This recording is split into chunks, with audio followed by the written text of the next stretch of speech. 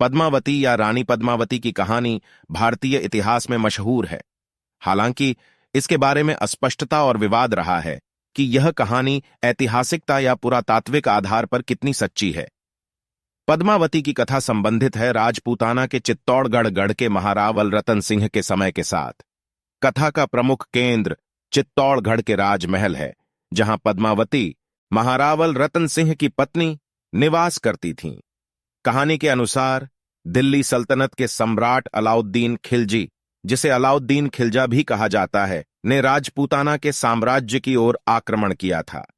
उन्हें चित्तौड़गढ़ की समृद्धि और रानी पद्मावती की सुंदरता के बारे में सुना था और उन्हें इसे देखने की इच्छा हुई।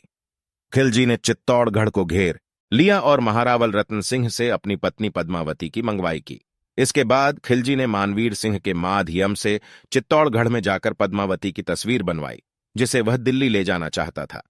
पद्मावती की यह खबर महारावल रतन सिंह तक पहुंची और उन्होंने खिलजी के साथ संवाद किया।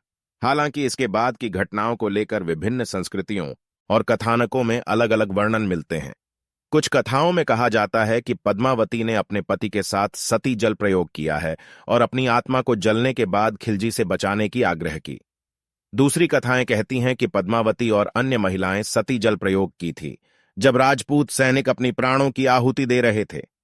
पद्मावती की कहानी का प्रमुख स्रोत जयसी खैर द्वारा लिखित कविता पद्मावती है, जिसे 1540 ईस्वी में लिखा गया था।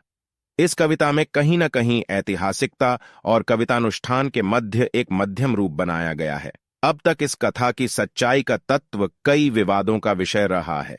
कुछ इतिहासकार इसे केवल औपन्यासिक कथा मानते हैं, जबकि कुछ लोग इसे ऐतिहासिक कथा मानते हैं। इसके अलावा संबंधित कविताओं, नाटकों और फिल्मों ने भी पद्मावती की कहानी को अपने रूपांतरण के माध्यम से प्रस्तुत किया है।